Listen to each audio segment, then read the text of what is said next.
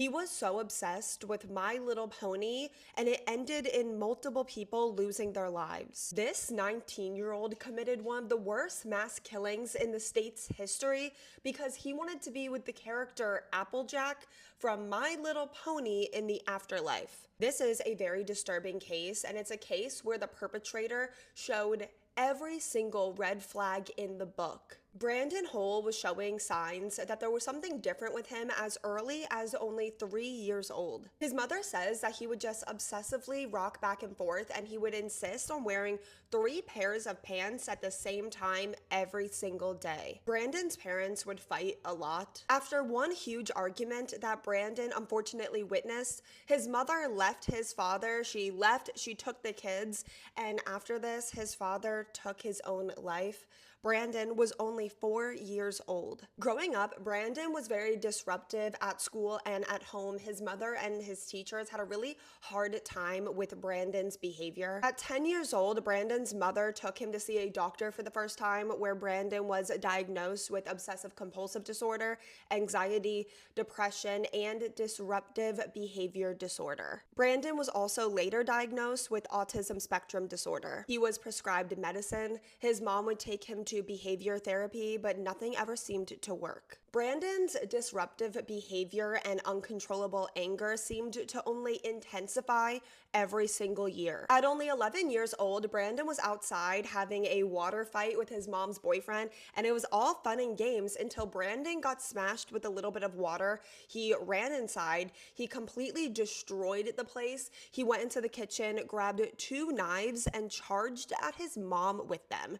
She walked away with just a little cut on her arm, and at only 11 years old, Brandon was arrested for the first time. At only 12 years old, Brandon was suspended so many times for fighting with other students at school that his mother had no choice but to pull him from school. After this, his mother did her best to homeschool him, but it's been said that Brandon never received anything higher than a 6th grade education. Brandon's mother, Sheila, would take him to counseling every single week, but Brandon was just so angry. He completely isolated himself from the outside world, and Brandon also became very physically abusive towards his mother. Brandon also became interested in mass murder, and he started researching shootings all of the time online. Brandon's mother had this brought up in one of her son's counseling sessions, but still nothing ever seemed to really be addressed. But Brandon's true online obsession was with the TV show My Little Pony: Friendship is Magic. Brandon was a self-proclaimed brony,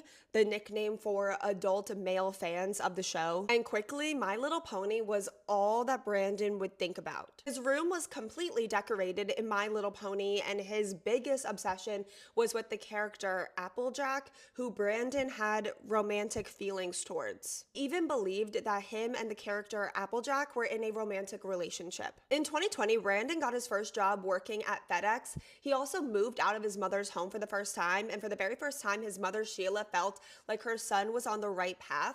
But unfortunately, Brandon was quickly fired from this job and was back living with his mother. Over the years, while her son was growing up, Sheila took Brandon to the doctor, the hospital, mental health clinics, therapies, different counselors, so many times, over and over again, but nothing ever seemed to work. If anything, Brandon always just seemed to intensify his violence. But now Brandon was 18 and he had more freedom to make his own decisions, and Brandon wanted to buy a weapon. Brandon's mother knew that he went and bought himself a weapon, and she was so concerned that her son planned to harm himself or others that she contacted the police and even filed a police report. Brandon's weapon was confiscated by the police, and he was once again brought to a hospital for a mental health check. And as the police were driving him to the hospital, he begged them not to go look at his computer. So obviously they went and they looked at his computer, and on his search history, they found a bunch of hate websites. They were like hate websites and hate forums towards other races. Brandon was released from the hospital only 2 hours later. So now his mother contacted someone from the FBI's terrorism task force and told this FBI agent that her son was showing all the signs of becoming a mass shooter. And once again, nothing was done. It is now spring of 2020. 19-year-old Brandon Hole received a stimulus check that he used to buy 2 weapons that he covered in My Little Pony stickers. I really sound like a broken record, but it really does go to show how many times Brandon's mom, Sheila, tried to intervene and get her son help, because after he bought these 2 more weapons, she once again brought him to a mental health clinic so Brandon could get a mental health evaluation, but the clinic was busy and they sent Brandon and his mother away. On April 15th, 2021, Brandon and his mom had dinner, and then Brandon headed up to his room, and his mother assumed that her son was just going to bed, but he wasn't. Brandon had other plans. Deadly plans. Brandon made his final social media posts where he wrote, "I hope I can be with Applejack in the afterlife. My life has no meaning without her." And in that post, he also posted a photo of himself holding a weapon. And then Brandon packed up his weapons and he drove over to the FedEx facility where he used to work. At 11 p.m., Brandon walked inside of the FedEx facility and he opened fire on anyone and everyone. At one point, he returned to his car, and from his car, he continued to fire at people in the parking lot that were running for their lives. And then he returned back inside of the facility where he just kept shooting people. The attack lasted less than 5 minutes before Brandon turned the weapon on himself, ending his own life before the police even arrived. Many people were injured, and not including himself, Brandon killed 8 people. And those victims are Samaria Blackwell, who was only 19 years old, Carly Smith, who was only 19 years old, Matthew Alexander, who was 32 years old, Amir Jeet Sektin, who was 48 years old, Jasvinder Kaur, who was 50 years old, Jasvinder Singh, who was 68 years old, Amarjeet Johal, who was 66 years old, and John Weister, who was 74. A search of Brandon's online internet search history did not show what people typically see with these young boys that become mass killers. Typically in these killers leading up to their crimes, they're searching really violent things, sometimes anti-government things or anti-women things.